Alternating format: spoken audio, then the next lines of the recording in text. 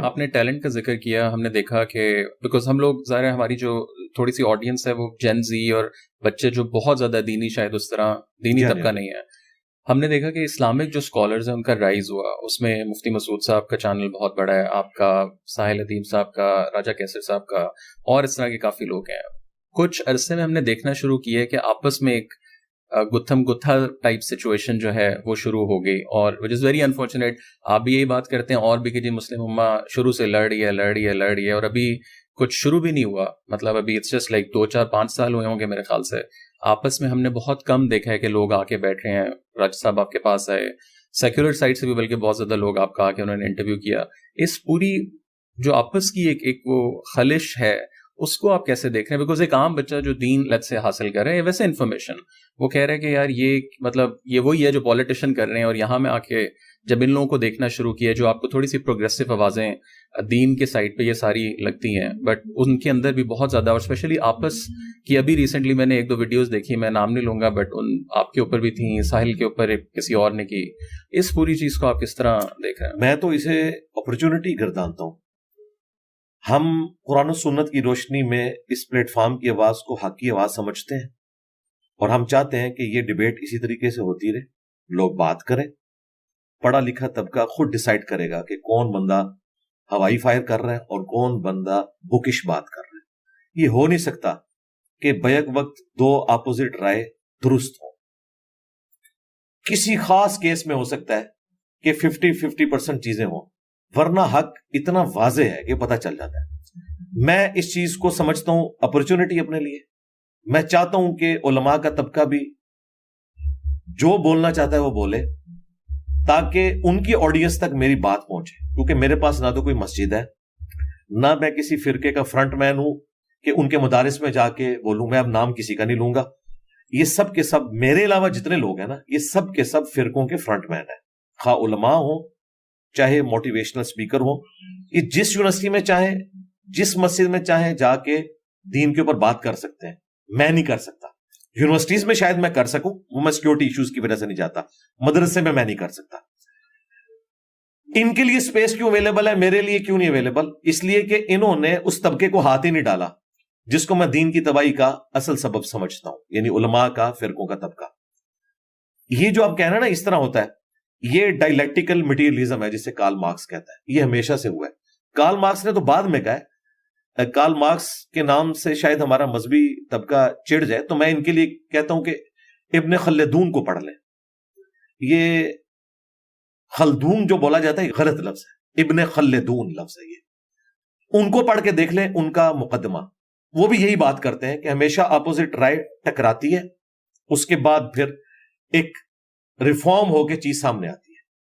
اور ابن خلدون سے پہلے قرآن میں یہ موجود ہے کہ جب کبھی بھی پیغمبر آتے ہیں, ان کی دعوت کی برکت سے اللہ تعالیٰ حق کو واضح کرتا ہے, لوگ حق قبول کرتے ہیں, مخالفین کو اللہ تعالیٰ تباہ و برباد کر دیتا ہے, پھر صرف اہل حق رہ جاتے ہیں. لیکن کچھ عرصے کے بعد ان کے اندر بھی 2 گروہ بن جاتے ہیں. پھر ایک نیا پیغمبر آتا ہے, وہ ڈائلیکٹیکل مٹیریلزم کا مسئلہ جاری رہتا ہے. کارل مارکس تو اسے ایک فینومینا کہتا ہے, نیچرل. ہم اسے سمجھتے ہیں کہ خدا کے ڈیوائن پلان کا حصہ ہے, یہ ایسا ہوگا اور یوں سلسلہ چلتا رہے گا, اور یوں وقت کے ساتھ ساتھ سسٹم ایوالو ہوتا رہے گا, بہتری کی طرف آئے گا. میں اس طرح کی ڈسکشنز کو, اپنے خلاف کلپس کو بڑا انجوائے کرتا ہوں. میں سمجھتا ہوں کہ یہ باتیں کریں, اس کے بعد میرے پاس اپرچونٹی ہوگی کہ میری ویڈیوز جب لوگ دیکھیں گے. ہم نے لائیو سیشنز کا سلسلہ شروع کیا ہے. دنیا میں اس وقت کوئی شخص ایسا پلیٹ فارم پروڈیوس کرے کہ جس پہ ہزاروں لوگ آ کے اپنی لائف سٹوری سنا رہے ہوں کہ ہم کچھ عرصہ پہلے یہ تھے, یہ ہو گئے, وہ صرف ہمارا پلیٹ فارم ہے. اس ماڈرن دور کے اندر جب لوگ ریلیجن کو سیریس نہیں لے رہے اور لوگ اپنی لائف سٹوری سنا رہے ہیں, اور بڑے کٹر لوگ جو اپنے فرقوں میں, اپنی گدیوں میں تصوف کے ساتھ اٹیچ تھے, ایک ایک کر کے ان سے ٹوٹے.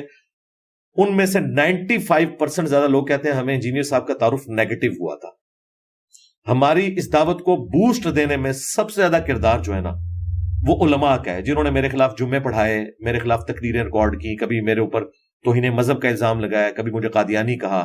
اب جب لوگ آتے ہیں یوٹیوب کے اوپر اور وہ مجھے سرچ کرتے ہیں, وہ کہتے ہیں تو بات ٹھیک کر رہا ہے. ایک مفتی صاحب یہاں سے ہو کر گئے آج سے 2-2.5 سال پہلے, رات کے اندھیرے میں آئے, اتوار کے علاوہ ایک دن آئے, چوک میں کھڑے ہو کے 2-2:30 بجے ایک ویڈیو بنائی, پھر یہاں سے غائب ہو گئے, کیونکہ انہیں پتا تھا کہ پاکستان میں اس قسم کی ڈیبیٹس کرنا, مناظرہ بازی, اس کے لیے ایک آفیشیل اپروول کی ضرورت ہوتی ہے, ویسے تو بین ہے یہ.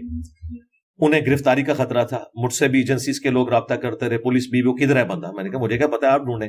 خیر وہ ادھر سے نکل کے, ان کے سارا موبائل ریکارڈ یہ سب کچھ پتا تھا. اور پھر آخری دن بھی وہ رات کے 2:30-3 بجے آئے ویڈیو کہ جی دیکھو میں نے اتنا ٹائم دیا تھا, اس نے کچھ نہیں کیا.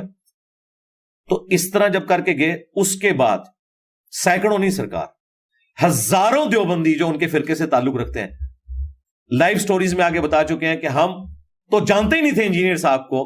جب انہوں نے ویڈیو اپلوڈ کی, ہم نے کہا کہ یہ کون بندہ ہے جس کے لیے یہ بندہ جیلم پہنچا ہے. حق پتہ چل گیا. ابھی کچھ مہینے پہلے ایک اور فرقے یعنی بریلوی مکتب سے تعلق رکھنے والے مفتی صاحب آئے, اس کے بعد کئی لوگوں نے حق بات قبول کی. لہذا میں تو اس سے کوئی نہیں گھبراتا. مجھے جو سب سے زیادہ آپ سمجھ لیں کہ تکلیف ہوتی ہے, گھبراتا تو میں اس سے بھی نہیں ہوں, وہ جو ایسی جماعتیں جو نان اسٹیٹ ایکٹر بنی ہوئی ہیں. اگر آپ کے چینل کی پالیسی نہیں ہے تو مجھے نام لینے میں کوئی حرج نہیں, میں تو ڈنکے کی چوٹ پہ ان کا نام لیتا ہوں, کیونکہ انہوں نے کوئی شرم حیا باقی نہیں رکھی ہے. وہ پبلک گیدرنگ میں میرا نام لے کے مجھے غلام احمد قادیانی دجال کے ساتھ ملاتے ہیں اور کہتے ہیں کہ جس طرح گریٹ برٹن نے اسے پناہ دی ہوئی تھی سب کانٹیننٹ میں, اس وقت کی ایجنسیز نے, فوج نے, اداروں نے انجینئر کو پناہ دی ہوئی ہے. یہ کون سے گروہ آپ؟ یہ TLP, خادم رضوی صاحب کی جو جماعت ہے, اور آج کل سعد رضوی صاحب اسے ہیڈ کر رہے ہیں. حالانکہ ان کے بڑے بابا جی جب زندہ تھے وہ تو مجھ سے گھبراتے تھے. ان کے ہاتھ میں میری ویڈیوز ہمارے دوستوں نے پہنچائی, انہوں نے دیکھی, انہوں نے کہا منڈے نو چھاڑ دو. ان کو پتا تھا کہ یہ بات جو کر رہا ہے اس سے ہمارے فرقے کا جنازہ نکلے گا اگر میں اسے ریبٹل کروں. صرف انہوں نے ایک جملہ بولا, وہ بھی اپنی پبلک کو خوش کرنے کے لیے, کہ نیٹ پہ ایک لڑکا ہے جو مجھے کہتا ہے کہ لبیک یا رسول اللہ کہنا چاہیے, لبیک یا رسول اللہ نہیں کہنا چاہیے. میں نے عربی لنگوسٹک میں بات کی تھی کہ آپ صرف نہ پڑھا رہے ہیں, اتنے بڑے بڑے علماء, 1.5-2 لاکھ علماء ان کے شاگرد تھے عربی لنگوسٹک میں, تو آپ نعرہ اپنی جماعت کا درست کروائیں, لبیک نہ کہا کریں, لبیک یا رسول اللہ. اب انہیں پتا تھا کہ یہ بات ٹھیک کر رہا ہے. اسی کلپ میں میں نے ان کے بزرگوں کی کتابوں سے, علی حجویری صاحب کی کتاب کشف المحجوب جو وہ ہاتھ میں پکڑ کے لہراتے تھے, میں نے چند گستاخانہ چیزیں ہائی لائٹ کی کہ انہوں نے نبی علیہ السلام کے بارے میں ایک جھوٹا سکینڈل لکھا ہے ایک صحابی کی بیوی کے ساتھ, انہوں نے نبی علیہ السلام کے اوپر یہ جھوٹ باندھے ہیں, یہ لاہور سے چھپ رہی ہیں کتابیں, آپ آن کرتے ہیں, آپ دکھاتے ہیں. تو مجھے ان باتوں کے جواب دیں, یا تو کہیں کہ یہ کتابیں بدل گئی ہیں. انہیں پتا تھا اگر میں نے یہ کہا کتابیں بدل گئی ہیں پھر تو ہمارا فرقہ ختم, اور اگر یہ کہا یہ غلط ہے تو لوگوں نے مجھے نہیں چھوڑنا. انہوں نے پہلے حصے کا جواب دیا, حالانکہ ٹوٹل 20-25 منٹ کا کلپ تھا, وہ سارا انہوں نے دیکھا 2017 میں. وہ جواب تو یہ آیا, البتہ 2017 میں 28 اکتوبر کو میرے اوپر پہلی دفعہ مرڈر اٹیمپٹ ہوگی, اور وہ موٹیویٹڈ تھا TLP کا بندہ. اس کے بعد سے ٹوٹل 5 مرڈر اٹیمپٹس میرے اوپر ہو چکی ہیں, اور 5 جو ہیں TLP کے موٹیویٹڈ لوگ ہیں.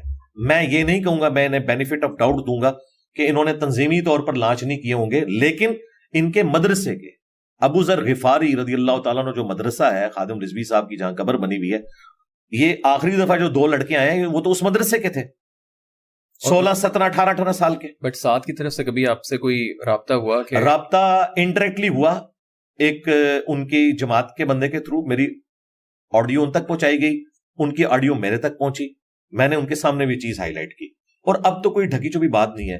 اس وقت ریلیجن کے پوائنٹ آف ویو سے پلانٹ ارتھ پہ میرے علم میں نہیں کہ مجھ سے زیادہ کسی کی ویورشپ ہو. یہ میں تکبر کے طور پہ نہیں بتا رہا, میں یہ بتا رہا ہوں کہ ہر بندہ مجھ سے واقف ہے.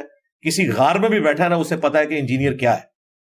تو یہ کوئی نہیں کہہ سکتا کہ بات نہیں ان تک پہنچی, بات پہنچی بھی ہے, لیکن انہیں پتا ہے کہ ان باتوں کے میں جواب نہیں دے سکتا.